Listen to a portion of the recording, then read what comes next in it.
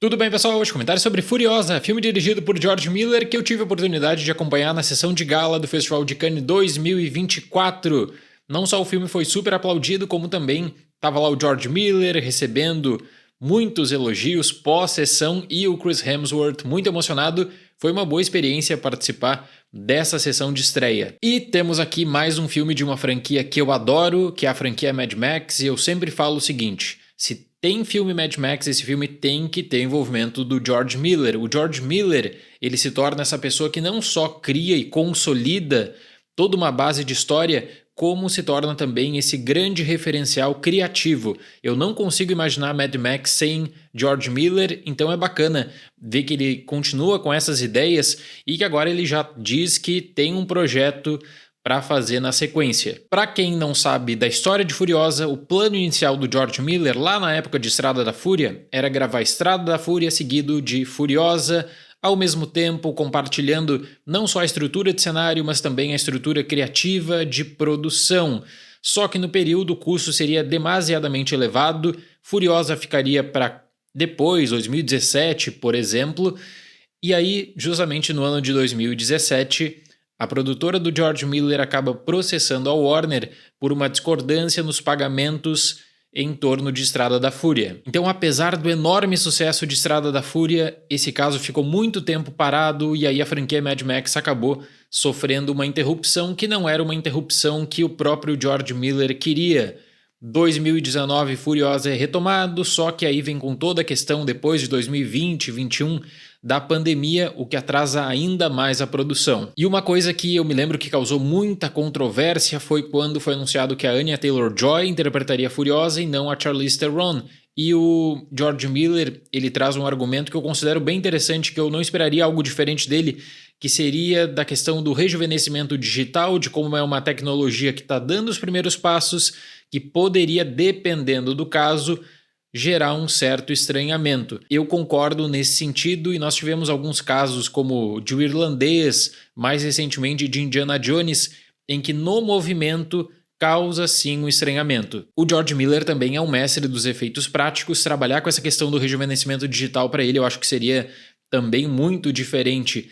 E por causa disso, eu fiquei surpreso de como o George Miller aqui ele abre mão de muitos efeitos práticos já consagrados na própria história de Mad Max para usar efeitos digitais. E aqui o uso do efeito digital, até quando comparado com Estrada da Fúria, tem uma queda muito, mas muito importante. Então eu não colocaria para comparação Estrada da Fúria, só que o próprio George Miller insistentemente faz isso em diferentes momentos em que ele vai trazer a importância do que você viu em Estrada da Fúria para esses eventos da história de origem de Furiosa. É aquela coisa de que depois você sabe o que vai acontecer, mas tem toda uma história para contar antes disso. É como se a ideia do George Miller para um futuro próximo fosse fazer um noitão do cinema com Furiosa, depois Estrada da Fúria, ainda que eu acredite que Estrada da Fúria está num outro nível, é um filme muito melhor que Furiosa, então também eu falo isso até por conta da expectativa. Na questão da construção da ação, por exemplo, e são vários segmentos em Furiosa, Estrada da Fúria tem um trabalho criativo e de concepção, além, claro, da integração de efeitos práticos e digitais, que é bem melhor do que esse filme de 2024. Furiosa, então, tem, claro, um destaque para a história da personagem principal, essa construção mitológica, como eu disse, bons vilões e uma atenção também ao que está acontecendo naquele mundo em que você tem a questão dos recursos, busca, vingança, perseguições. Existe uma modelagem e atenção a esse mundo, a questão da escala, mas o downgrade quando comparado à Estrada da Fúria, até para a ambientação eu considero que é bem importante. A cobertura do Festival de Cannes 2024, que eu estou fazendo no canal aqui em outras plataformas também, tem a parceria da Insider. Hoje eu estou com a minha Daily T-shirt, ontem na sessão de gala por baixo eu estava usando a minha undershirt da Insider, que é uma opção excelente para te deixar mais confortável também nesses momentos. A undershirt é uma camisa interna, funcional e discreta, tem uma ação anti-odor com 3 modelos para você escolher, o simples, anti-suor e o block. cada uma pensada para níveis diferentes de transpiração. Eu sempre lembro que na Insider você tem peças para um cotidiano mais confortável, modelos masculinos e femininos. O catálogo está na descrição do vídeo e com o cupom DALI12 você consegue ainda mais 12% de desconto. A Insider é a grande parceira dessa cobertura de Cannes 2024. Mas vamos voltar para Furiosa, porque existe uma história de origem com discórdia, vingança, busca por respostas, e eu me lembro que eu vi todo um discurso sendo montado nas últimas semanas quando foi anunciado que a personagem da Anya Taylor-Joy não teria tantas linhas de diálogo, né? E que a própria Anya Taylor-Joy teria um número limitado de diálogos no filme. Quando você coloca Furiosa para a perspectiva e a concepção criativa do porquê que isso existe pro George Miller, eu digo, faz todo sentido, confiem no George Miller. Existe uma carga de tensão fortíssima durante todo o filme e aquela emoção que você não precisa de palavras, você sente por conta do olhar. Outra grande surpresa, Chris Hemsworth. Baita acerto, baita escolha de elenco aqui feita pela equipe. O Chris Hemsworth, ele acaba conduzindo em diferentes momentos toda essa história de Furiosa, o que me chamou muito a atenção também. Furiosa, interpretada por Alana Brown e Anya Taylor-Joy, é sequestrada de seu lar e passa por um traumático evento orquestrado por Dementos, interpretado por Chris Hemsworth. Enquanto dois tiranos buscam o domínio da região, Furiosa se vê envolvida em uma batalha incessante para retornar ao seu lar e punir de uma vez por todas quem marcou profundamente sua vida. Certo, vamos discutir então o que eu falei sobre essa base mitológica que é tão importante aqui para a consolidação e para a construção desse cenário de Furiosa quando você tem em perspectiva algo que nunca foi feito na franquia Mad Max no que diz respeito à exploração do passado e à análise de como o personagem chegou em um determinado momento da sua vida com muitas concepções diferentes. Então, existe uma busca do porquê que a Furiosa toma tal decisão. E isso no filme é muito bem estruturado. Quando jovem, a Furiosa é interpretada pela atriz Alana Brown, que eu comentei recentemente no vídeo de Sting, é uma atriz mirim muito talentosa, que aqui vai lidar com a importância também dessa passagem inicial da vida da Furiosa, eventos traumáticos, e como ela precisa lidar com tudo isso, como ela precisa lidar com uma grande perda. O Miller fixa muito o olhar que marca, o olhar que causa dano, um testemunho que pode destruir uma vida e uma passagem que pode se tornar inesquecível. Acompanhar isso em diferentes momentos da vida da Furiosa é muito especial pro próprio desenvolvimento. E aí é impossível não integrar Estrada da Fúria.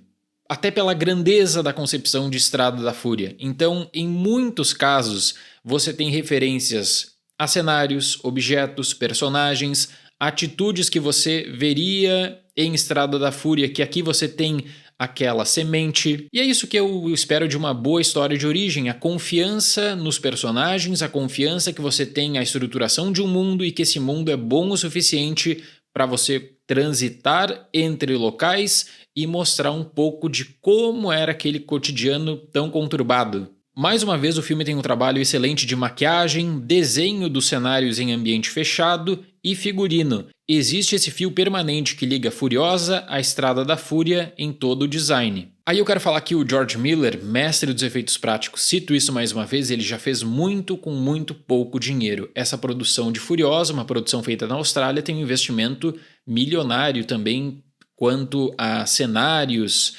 E eu não posso deixar de mencionar aqui que eu fiquei, por vezes, muito frustrado de como existe essa construção toda em torno do complemento digital, do efeito digital para todos os momentos da ação. Não existe um equilíbrio, como em Estrada da Fúria, do efeito prático de complemento digital.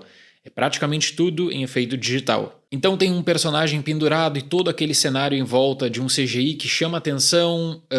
Existe também toda uma questão quanto às perseguições estruturadas. Só no CGI não existe esse intermédio, repito, como existia em Estrada da Fúria. Então a queda para a ação, ela é muito, mas muito considerável. Eu senti muita falta do John Seale também, diretor de fotografia de Estrada da Fúria, que eu penso que ele conseguiu lidar com a grandeza do deserto. Aqui em Furiosa, em muitos momentos, existe uma tentativa de imitação do que deu certo em Estrada da Fúria, mas sem a mesma inspiração e, especialmente, parece que sem os mesmos recursos também criativos. Preciso citar mais uma vez a grande atuação do Chris Hemsworth.